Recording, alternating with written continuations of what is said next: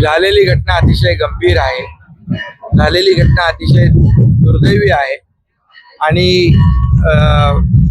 जे जखमी आहेत त्यांचा तात्काळ त्यांना छत्रपती शिवाजी महाराज हॉस्पिटलमध्ये आहेत.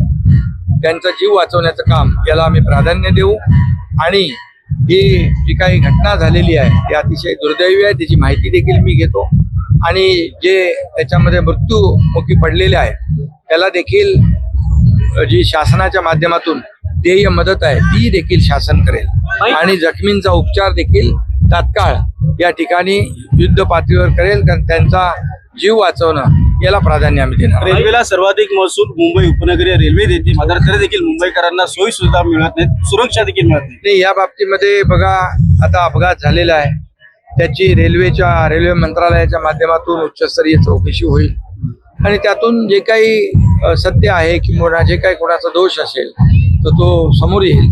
परंतु ही कारवाई जी आहे ती तर होईलच, दोषी असतील त्यांच्यावर कारवाई होईल, परंतु सगळ्यात आधी जे जखमी आहेत त्यांचा जीव वाचवणं याला आम्ही प्राधान्य